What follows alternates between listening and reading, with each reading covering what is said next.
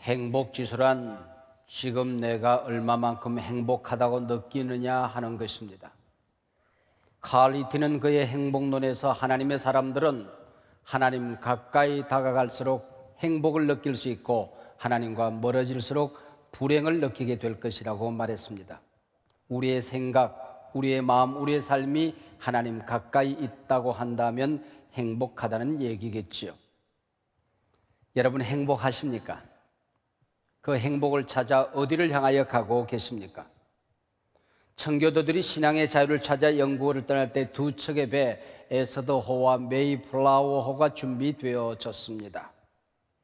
당시 잘 사는 곳, 살기 좋은 땅으로 알려진 남미로 가려던 사람들은 에서더호를 탔고, 오직 신앙의 자유, 행복한 신앙을 원했던 사람들은 메이플라워호를 타고 미 개척지 아메리카로 갔습니다. 남미로 갔던 사람들은 신앙의 기쁨도 여유로운 삶도 다 잃어버렸습니다. 그러나 행복한 신앙생활을 찾았던 사람들은 오늘의 USA, 미국을 건설했습니다. 여러분이 지금 찾아 헤매는 그 종착점에 무엇이 기다리고 있을까요? 여러분은 무엇을 보고 살아가십니까? 독일 우화 중에 이런 이야기가 있습니다. 한 임금이 두 신하를 불렀습니다. 한 신하에게는 우리나라에 잡초가 얼마나 있는지 조사토록 했습니다. 또 다른 한 신하에게는 우리나라에 꽃들이 얼마나 널려져 있는지 조사토록 했습니다. 1년이 지난 후 잡초의 종류를 연구하던 신하는 우리나라는 온통 잡초 나라입니다. 온 나라가 잡초로 뒤덮여 있습니다 라고 보고를 했습니다. 꽃을 찾아 나섰던 신하는 우리나라는 온 국토가 수많은 꽃으로 뒤덮여 있습니다. 지금 우리는 꽃동산에 살고 있습니다 라고 보고를 했습니다. 여러분은 지금 잡초와 함께 살고 있습니까? 아니면 꽃과 함께 살고 있습니까? 오늘 여러분의 눈에는 잡초가 보입니까? 아니면 꽃이 보이십니까? 사람이 어떤 마음과 어떤 눈으로 세상을 보느냐 여하에 따라서 얼마든지 세상은 다르게 보일 수 있다는 뜻입니다. 오늘 본문은 시편 1편입니다. 히브리인들은 가장 중요한 것, 특히 강조하고자 하는 내용을 앞에 놓는 습관이 있습니다. 그런 점에서 시편 1편은 시편 전체의 주제요 서론이라고 할 수 있습니다. 그 주제는 행복한 사람들입니다. 그래서 오늘 설교 제목이 행복한 사람들입니다. 옛말에 망하는 놈은 뒤로 넘어져도 코가 깨지고 복 있는 사람은 앞으로 넘어져도 돈보따리 금덩어리 주워서 일어난다고 합니다. 경상도에서 목회하는 목사님이 그 마을 사람들에게 오늘 시편 1편의 말씀을 알아듣기 쉽게 하고 싶었던지 경상도 방언으로 번역해서 인터넷에 이렇게 올려놓은 걸 보았습니다. 복 있는 사람은 이제 못된 얼라들의 꼼수를 따라가지 않는기라. 그렇고 죄를 짓는 얼라들과 함께 놀지도 않고 모가지 빳빳하게 힘주고 어시되는 눈꼴 사나운 얼라들 사이에 꼽사리 끼지도 않는기라. 니는 어떻노? 내 말 잘 듣거래. 그런데 복 있는 사람은 이제 죽으나 사나 여호와의 율법을 억수로 좋아하며 밤잠도 안 자고 그 율법을 막 깊이 묵상하는 사람이 아닌게배. 그 사람은 또랑가에 심어놓은 나무가 사시사철 먹음직스러운 열매를 맺고 그 이파리가 시퍼런 것 같이 그 하는 일들이 모두 다 억수로 잘 되는 기라. 악인들 가들은 바람에 펄펄 날리는 금불과 같은 기라. 억수로 안 됐지. 그렇기 때문에 나쁜 얼라들은 불구덩이 심판을 배겨내지 못하고 죄를 짓는 얼라들이 의로운 사람들 틈에 꼽사리 낄 수도 없다 아이가. 참말로 의로운 사람들의 길은 여호와께서 복을 주시지만 나쁜 얼라들은 끝장나는 기라. 니들도 조심하거래. 알겠지? 알겠지? 진실하게 자기 자신에게 물어보십시다. 난 참 행복한 사람인가? 여러분이 아는 사람 가운데 어느 정도가 되면 행복할 것 같습니까? 여러분의 이상적으로 생각하는 그 사람 가까이 가서 보면 우리와 똑같은 문제 가지고 살아갑니다. 아픔, 근심, 염려, 걱정 다 그들에게도 있더라고요. 사람들은 어떤 환경, 어떤 여건을 얻으면 행복할 것이라고 생각합니다. 조금 더 가지면, 조금 더 배우면 행복할 것이라고 생각을 하지요. 우리나라에 제법 잘 사는 사람들 100여 명, 최고의 학위를 가진 사람 100여 명을 모아놓고 물었더랍니다. 참 행복하십니까? 87%의 사람들이 no, 아니라고 대답을 했습니다. 13%의 사람들만이 well, 글쎄요 라고 대답을 했습니다. 미국 워싱턴 소니엠 박물관에 가면 세계 최고의 다이아몬드가 소장되어 있습니다. 인도산 45캐럿 다이아몬드의 이름은 호프, 희망의 다이아몬드입니다. 근데 이 보석을 소유했던 모든 사람들은 한결같이 비극적인 종말을 맞이했습니다. 첫 번째 이 보석을 소유했던 사람 페르시아 총독은 이 보석을 도둑들에게 빼앗기고 그 자리에서 살해당합니다. 두 번째 소유자는 페르시아 국왕이었습니다. 그도 역시 반란군에게 처형을 당합니다. 세 번째 소유자 프랑스 루이 14세에게 넘겨졌으나 그도 단 한 번 목에 걸어보고 천연두에 걸려 죽습니다. 이 왕비 마리앙 뚜 아네트의 소유가 되었습니다. 그녀도 단두대 이슬로 사라지지요. 결국 이 보석은 영국 최고의 재벌 헨리 필립 호프에게 넘어가 자기 이름을 따 희망의 다이아몬드가 되었으면 좋겠다 생각해서 호프 다이아몬드라 이름을 붙였지만 이날부터 호프 가문은 몰락을 합니다. 두려움에 아무도 이 다이아몬드를 소유할 사람이 없었던지 미국 워싱턴 소니엠 박물관에 보관하게 되었다고 합니다. 그럴 것 같으면 놔주지 하고 여기 한 사람 저기 한 사람 눈이 반짝 빛났습니다. 가지고 싶은 것 가져보면, 남들보다 좀 더 가지면, 남들이 갖지 못한 것 가지면 우리는 행복할 것이라 생각을 합니다. 그러나 기억하십시오. 어떤 여건이, 어떤 환경이, 어떤 소유가 나를 행복하게 하는 것 아니라는 것입니다. 행복은 나 자신 안에 있습니다. 복된 환경이 있는 것이 아니라 복된 존재가 있는 것입니다. 오늘 본문 잘 보세요. 복 있는 사람은 no, 복 가진 사람은 no, 그런 말 없습니다. 복 있는 사람은 have 동사가 아니라 비동사 존재로 설명하고 있습니다. 제게 사람들이 봄, 여름, 가을, 겨울 가운데 어떤 계절을 제일 좋아합니까? 라고 물어보면 저는 언제나 한결같은 대답을 합니다. 사시사철을 좋아합니다. 여러분, 봄에 막 돋아나는 새싹들의 연초록 빛을 아십니까? 저는 그 빛을 미치도록 좋아합니다. 여름에 울창한 숲을 보느라면 생기가 용솟음 차오릅니다. 가을의 단풍과 쌀쌀한 날씨, 풍성한 열매는 내 인생의 의미와 보람을 가져다 줍니다. 겨울날 쨍하고 추운 날씨는 정신이 번쩍 들어 좋습니다. 밤이 길어서 묵상하기 좋고 공부하기 좋아서 좋습니다. 혹자들은 봄에 꽃샘 바람 싫고, 여름은 덥고 땀이 나서 싫고, 가을은 처량하고 허무해서 싫고, 겨울은 눈도 바람도 추위도 싫다는 사람들이 있습니다.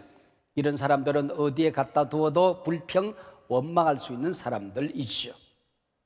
행복한 사람은 일이 많으면 열심히 일해서 좋습니다. 일이 적으면 좀 여유로워서 좋습니다. 건강하면 활기차게 일해서 좋습니다. 잠시 아파 누워보면 기도할 수 있어서 좋습니다. 순탄할 때 감사할 수 있고, 역경 가운데 나 자신을 단련하고 내 영혼을 정화시킵니다. 겸손을 배우는 시기가 되는 겁니다. 적어도 복은 소유의 문제가 아니라 복 있는 존재가 되는 것입니다. 어떤 사람이 자기 자신은 꼭 지옥에 갈 수밖에 없겠다 생각하고 불안, 걱정 가운데 살았는데 아니나 다를까 시름시름 앓다가 죽었어요. 저 세상에 섰는데 베드로가 그러더랍니다. 지옥 갈라요? 천국 갈라요? 아니, 너 지옥 가 그러면 끝날 터인데 선택권이 주어졌습니다. 이왕 선택할 바에는 베드로 사도에게 부탁을 했습니다. 천국 구경, 지옥 구경 한 번만 하면 좋겠습니다. 그러라고. 천국에 갔더니 아침부터 저녁까지 찬송을 부릅니다. 하나님 앞에 예배합니다. 천군 천사들과 함께 하루 종일 예배하고 노래합니다. 며칠 지나는데 답답해서 견딜 수가 없더랍니다. 지옥에 구경삼아 내려갔더니 카지노 있지요, 술집 있지요, 아가씨들 있지요, 시끌벅적 야단 법석입니다. 얼마나 친근한지 늘 그 무대에서 놀지 않았습니까? 그래서 올라와서 베드로에게 난 아무래도 지옥 체질인 것 같습니다. 지옥 가겠습니다. 그랬더니 그러라고. 내려가서 봤더니 웬걸 펄펄 끓는 가마솥에 징그러운 벌레들, 그냥 온 불구덩이에다가 온 천지가 냄새 투성입니다. 안내하는 천사에게 항의를 했답니다. 카지노 술집 아가씨들 다 어디 갔냐고. 그랬더니 안내하는 천사가 그러더래요. 아까 당신이 본 것은 광고요 그러더랍니다. 다시 돌아가겠다고 그랬더니 광고를 볼 때는 당신이 관광 비자로 왔고 지금은 시민권 영주권자로 왔기 때문에 못 돌아가요 그러더랍니다. 천국 체질이 되어야 하는 거죠. 제가 노래 한 곡 할게요. 사랑은 아무나 하나 천국은 아무나 가나. 천국 체질이 돼야 되는 거지. 기도가 지겨운데, 예배가 힘드는데, 찬송이 재미없는데 천국 가서 뭘 하자는 겁니까 여러분?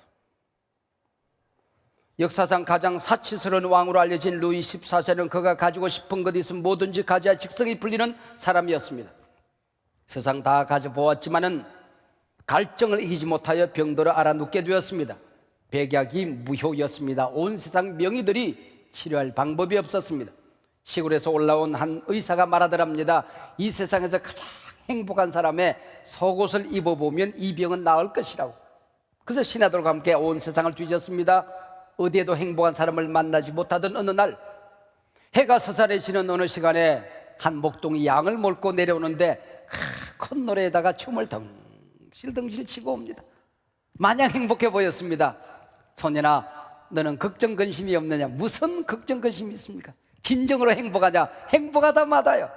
자초지종을 얘기했습니다. 그리고 속옷을 빌려달라 얘기했더니 폐하가 원하시는데 뭘 못 드리겠습니까? 그러나 그리고 옷을 벗어 보이는데 속옷이 없더랍니다. 행복이란 것은 환경의 문제가 아니구나. 행복의 옷은 남의 것 빌릴 수 있는 것도 아니구나. 여러분, 빌려 입으려고 하지 마세요. 여러분의 행복의 옷을 만들어 입으시기를 바랍니다. 재물을 따라만 다니는 사람이 있고 재물이 따라오는 사람이 있듯이 행복을 쫓아만 다니는 사람이 있고 행복이 따라오는 사람이 있더라는 것입니다. 내가 복 있는 존재가 되고 나면 행복이 따라오는 것을, 오늘 본문을 잘 살펴보면 복 있는 존재가 되고 나면 내게 어떤 권세가 주어집니다. 불행을 거절할 수 있는 힘 말입니다. 물밀듯 밀려오는 죄악과 불행을 거절할 수 있는 힘이 복 있는 사람에게 주어지더라고 하는 것이죠. 오늘 시편은 행복이란 말로 시작하여 멸망이란 단어로 끝이 납니다. 모든 인간 앞에는 행복의 길과 멸망의 길이 놓여져 있습니다. 복된 길과 저주스러운 길이 놓여져 있습니다. 유명한 플라톤이라는 철학자는 인간의 행복 조건으로 5가지를 말하고 있습니다. 첫째, 먹고 입고 살고 싶은 수준에서 조금 부족한 듯한 재산. 둘째, 모든 사람이 칭찬하기에 약간 부족한 용모. 부족한 영모가 아니고 용모. 셋째, 사람들이 자신이 가지고 싶은 것에서 절반 정도밖에 알아주지 않는 명예. 넷째, 겨루어서 한 사람을 이기고 나면 두 사람에게 질만한 체력. 다섯째, 네가 연설을 했을 때 그 연설을 듣고 절반의 사람이 고개를 끄덕여 줄 만한 말솜씨. 은필칭 2등의 행복이라고 하는 거지요. 플라톤은 이 5가지가 있으면 행복할 줄 알라고 말했습니다. 옛 철학자의 겸양의 미덕을 볼 수가 있습니다. 플라톤이 생각하는 행복의 조건이라는 완벽하고 만족할 만한 상태에 있는 것이 아니라 조금은 부족하고 조금은 모자라는 상태를 말합니다. 무슨 말인지 아시겠습니까? 항상 기도하지 않고는 살 수 없는 사람을 말하는 것입니다. 기도하지 않고는 어떤 한 문제도 해결되지 않는 사람, 기도하지 않고는 하루도 온전하게 넘길 수 없는 사람, 그가 행복한 사람이라는 것입니다. 여러분, 기도거리가 있을 때 행복한 줄 아시기를 바랍니다. 복 있는 사람은 악인들의 꾀를 따르지 아니하며 죄인들의 길에 서지 아니하며 오만한 자들의 자리에 앉지 아니하며. 1절은 히브리 문학에서 가장 탁월한 기법 중 하나인 삼중병행절로 구성되어져 있습니다. 첫째는 따르다, 서다, 앉다라는 동사병행귀입니다. 둘째는 꾀의 길 차리입니다. 마지막 세 번째는 악인, 죄인, 오만한 자라는 병행귀입니다. 처음에는 작은 악을 생각합니다. 그러다가 한번 행동으로 옮겨봅니다. 거기서 재미를 느끼기 시작합니다. 한 걸음 두 걸음 옮겨가다가 아예 퍼지를 않습니다. 그리고 그것을 즐깁니다. 그러다가 망해 가더라 하는 거죠. 오늘 본문이 말하는 행복이 무엇입니까? 악인들의 꾀를 거절해 보는 겁니다. 세상 사람들이 잘못된 길인 줄 알고 가는 그 길을 거절해 보는 겁니다. 언제나 편안하고 익숙하게 퍼져 앉아있던 그 자리를 틀고 일어나는 겁니다. 잘못된 관행을, 세상 사람들이 사는 방법을 거역해 보는 것입니다. 당당함의 행복입니다. 내가 제대로 살고 있다는 자신감을 말하는 것입니다. 하나님의 자녀로서 적어도 자존감을 지켜가는 것입니다. 자신이 달라지고 있다는 데서 오는 행복을 말하는 것입니다. 내가 지금 예수 안에서 조금씩 달라지고 있다. 그것이 행복이라는 것입니다.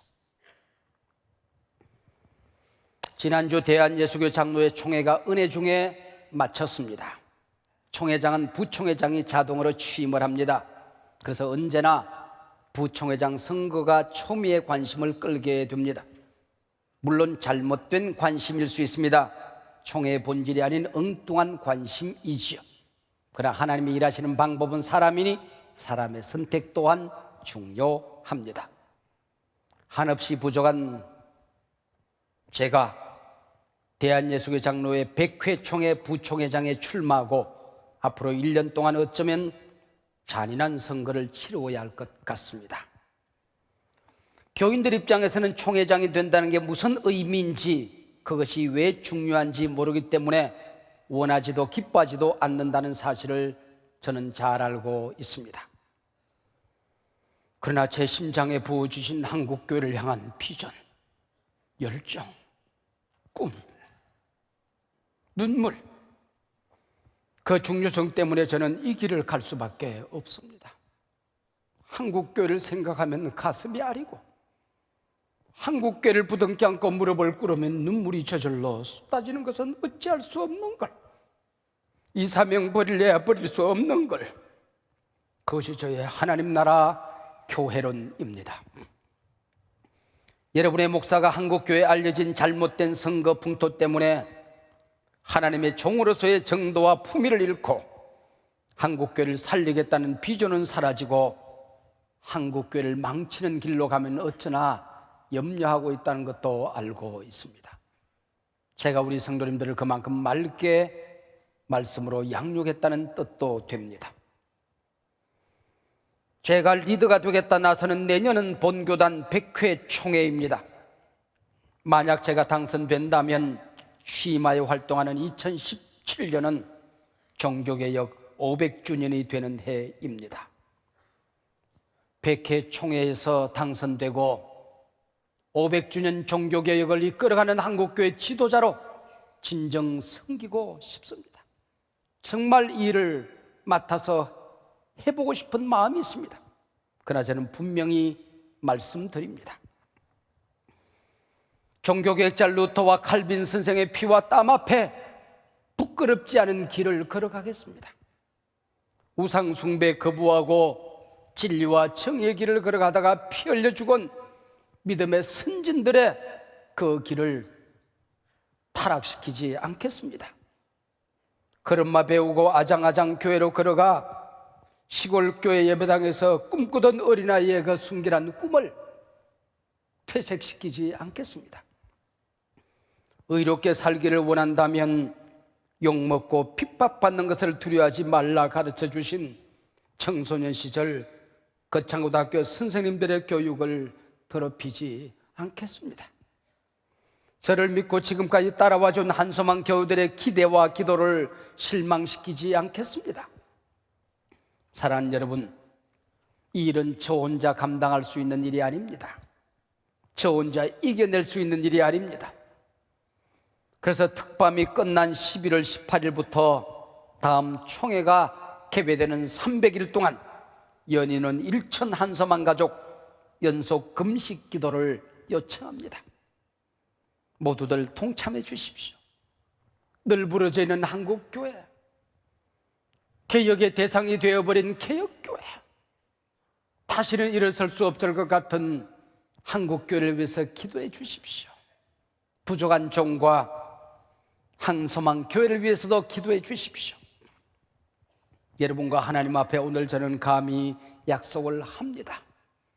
부정부패 선거하지 않겠습니다. 선거 과정에 소요되리라 여겨지는 비용들이 막대합니다. 다음 세대를 살리는 일에 쓰겠습니다. 총연의 지도자, 특별히 목회자의 역량, 리더십을 강화하는 일에 사용하여 교단과 한국교회를 일으키는 일에만 사용하겠습니다.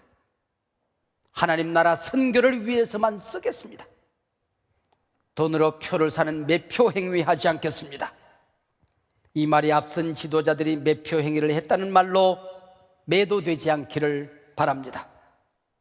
한국교회 총회 안에 잘못된 관행이나 욕먹을 풍토가 있다면 모두 저의 잘못입니다. 어떤 잘못으로부터도 저는 자유롭지 못합니다. 제가 죄인입니다. 한국교회 안에서 돌을 맞아야 될 한 사람이 있다면 바로 이 한 사람입니다. 내년 저의 선거는 상대 후보와의 싸움이 아니라 저 자신과의 싸움이라고 저는 생각합니다. 저 자신이 잘못된 관행을 과연 이겨낼 수 있느냐는 싸움이라고 저는 생각합니다. 선거 과정에 수백 명 선거 캠프를 꾸려서 수많은 장로님들과 목회자들이 함께 선거를 치름으로 많은 교회의 목회를 어렵게 만드는 그런 일을 하지 않겠습니다. 우리 교회 장로님 두세 분, 그리고 총연의 자원봉사자들과 자전거를 타고 전국을 순회하든지, 아니면 화려하지 않은 자동차를 타고 총대들을 직접 찾아다니며 비전과 꿈을 나누는 한국교회 개혁운동, 부흥운동을 펼쳐가겠습니다. 제가 먼저 달라지겠습니다. 우리 함께 달라집시다. 무릎을 꿇고서라도 매달리겠습니다. 선거를 통하여 한국교회가 개혁되어지고 세상으로부터 칭찬 듣고 새로워지는 생명의 숨소리를 저는 듣고 싶습니다. 이 일이 한국교회 종교개혁의 작은 출발점이 되기를 기도해 주시기 바랍니다. 선거 경비, 즉 부흥 경비를 봉헌하는 일에도 뜻있는 부들은 힘껏 동참해 주시기를 바랍니다. 여러분이 피 흘려 눈물 고여 봉헌해 주신 그 가치들을 소중히 지켜가겠습니다.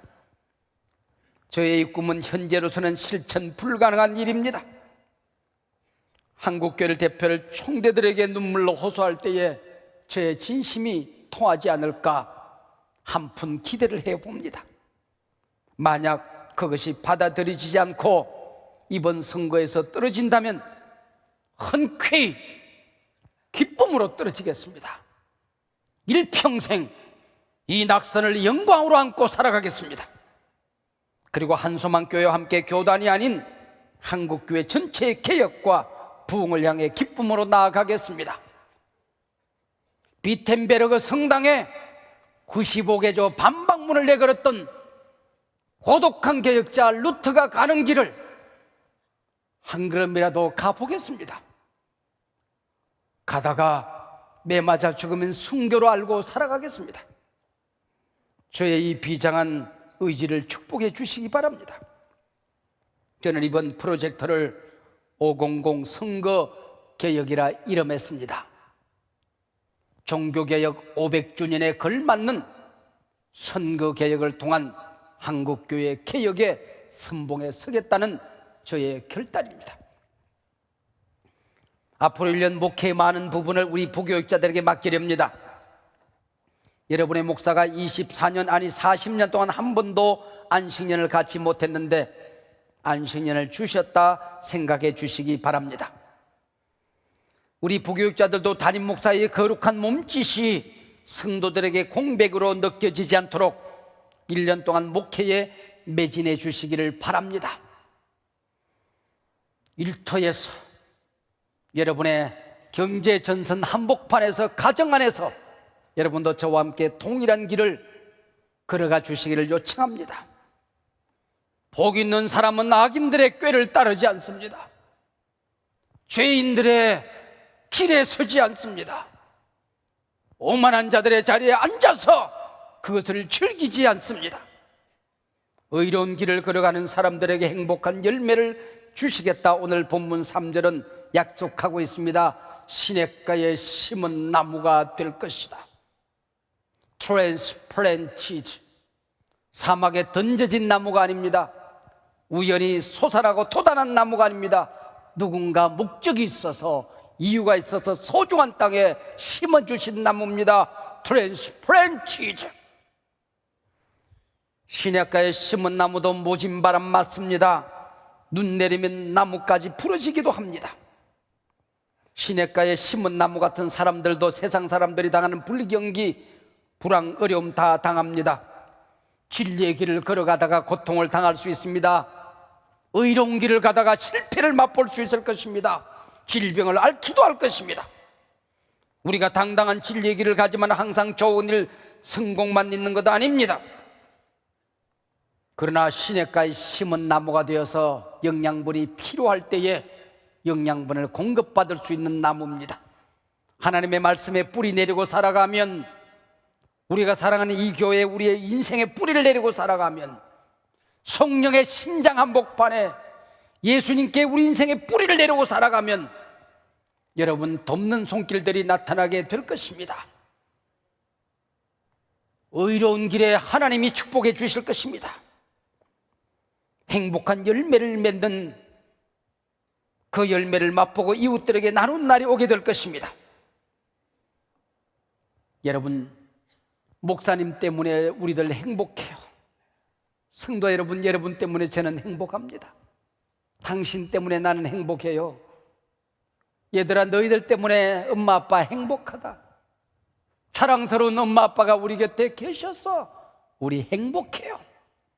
이 행복의 열매가 한소만 교회를 통하여 한국교회 안에 나누어지기를 기대합니다. 박영희님의 팽이라는 시를 읽고 오늘의 말씀을 맺고자 합니다. 옳게 한번 서보기 위해 아랫도리에 핏물이 든다. 채찍을 피하지 않는 저 당당함, 줄에 목을 메고도 포기하지 않는 저 뜨거움, 일어서고 싶거든 한번 사무쳐 보라. 바람 같은 원한이어도 좋다. 팽이는 서고 싶은 것이다. 어떠한 빙판 위에서라도 중심을 잃고 싶지 않은 것이다. 기도하십시다.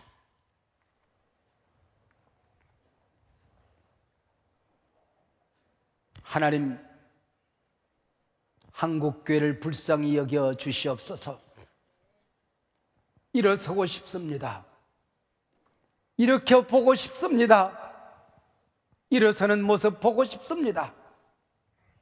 이 민족을 이렇게 세우고 세계 열방교회를 이렇게 세우는 그날이 그립습니다. 하나님, 저 북녘 땅의 교회를 세워보고 싶습니다. 세계 도처의 한국교회 부흥의 굉음 소리를 전해보고 싶습니다. 주여 도와주시옵소서. 예수님 이름으로 기도하옵나이다. 아멘.